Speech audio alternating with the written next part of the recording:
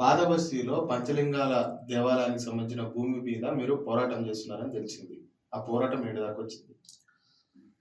పంచలింగాల దేవాలయ భూములపై గతంలో రాష్ట్రీయ వానర సేన కలెక్టర్కి మరియు ఎండోన్మెంట్ కమిషనర్కి అలాగే పోలీస్ డీసీపీ గారికి ప్రతి ఒక్కరికి ఫిర్యాదు చేయడం జరిగింది. మున్సిపల్ కమిషనర్ కానీ కలెక్టర్ గారు కానీ మనం ఎన్నిసార్లు ఫిర్యాదు చేసినా వాళ్ళు పట్టించుకోలేదు. సో ఇలా ఏంటంటే అధికారులే అవినీతి పరులు అన్నట్టు అయిపోయింది వ్యవస్థ. దేవాలయ భూములు ఎక్కడ కబ్జా అయినా సరే అధికారులు చర్యలు తీసుకోమంటే పాత బస్తీలో ఉచ్చలు పడతాయి వాళ్ళకు.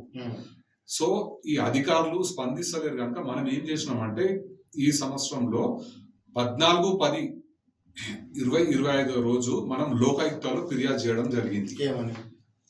అంటే పంచలింగాల దేవాలయానికి సంబంధించిన భూమి 3 ఎకరాల 14 గుంటల భూమిలో ఇల్లీగల్ కన్స్ట్రక్షన్స్ అవుతుంటే అధికారులకు ఎన్నిసార్లు ఫిర్యాదు చేసినా కానీ వాళ్ళు పట్టించుకుంటలేరు. వాళ్ళ మనం 10 సార్లు ఫిర్యాదు అయితే కమిషనర్ దగ్గర పోయినా, మనం ఎండోన్మెంట్ దగ్గర మనం గడబడి చేసినాం. సో దీనిపైన వెంకట్రావు అంటే గతంలో కమిషనర్ గా చేసిన వ్యక్తి, ఆయన ఏమని రాసిండు, రిజిస్ట్రార్ ఆఫ్ ఇన్స్టిట్యూట్ అంటే లోకాయుక్తకి రిజిస్ట్రార్కి ఒక ఆయన రిప్లై ఇచ్చిండు అనమాట. ఏమని 29/4/2025 రోజు 11 గంటలకు టైం పెట్టిండు.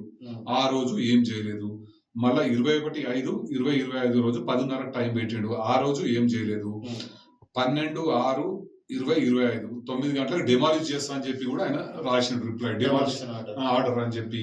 మళ్ళీ ఇప్పటిదాకా కూడా ఏం చర్యలు తీసుకొని ఆయన కులగొట్టలే కాదు, ఆయన ట్రాన్స్ఫర్ అయ్యి ఇప్పుడు యాదగిరిగుట్టకి ఇవో ఉన్నట్టుండు. సో ఇప్పుడు మనకేంటంటే ఫిబ్రవరిలో ఈ కేసు మనకు రాబోతుంది అనమాట. లోకాయుక్తాల హియరింగ్ కి 18th to 2026 11 o'clock కి మనకి హియరింగ్ వస్తుంది. ఆ రోజు అధికారుల తప్పులేంది, మన వాదనేంది మనం కూడా వినిపించే ప్రయత్నం చేస్తాం. ఈ ఆలయానికి సంబంధించిన ఏ అధికారి అయితే తప్పులు చేసిరో వాళ్ళకి తప్పకుండా శిక్ష పడాల్సిందే. ఎందుకంటే యథేచ్ఛగా డే అండ్ నైట్ కన్స్ట్రక్షన్ జరిపినా సరే ఎంఆర్ఓ స్పందించారు, దీని మీద మున్సిపల్ అధికారులు స్పందించారు, ఎండోన్మెంట్ స్పందించదు. కలెక్టర్ గారికి పాత కలెక్టర్కి ఫిర్యాదు చేసినాం, కొత్త కలెక్టర్కి ఫిర్యాదు చేసినాం, పలుమార్లు మనం ఎన్నిసార్లు ఫిర్యాదు చేసినా ఎవరు పట్టించుకోలే. మళ్ళీ ఇట్లాంటప్పుడు జీతాలు తీసుకోవడం ఎందుకు? ఈ రకంగా అయితే దేవాలయ భూములు ఏ రకంగా కాపాడుతారు వీళ్ళు? సో ఈ రకంగా వీళ్ళతో కాదని చెప్పి మనం వీళ్ళపైన న్యాయ పోరాటానికి సిద్ధమైనాం. కాదంటే ఎండోన్మెంట్ ఆఫీస్ ముంగట కూడా మరోసారి కూడా పెద్ద ఎత్తున ధర్నాకు కూడా సిద్ధం కాబోతున్నాం. చూద్దాం ఏం జరుగుతుంది. మాకు మాత్రం న్యాయస్థానం మీద నమ్మకం ఉంది, న్యాయం జరుగుతుందని చెప్పి మేము ఆశిస్తున్నాం.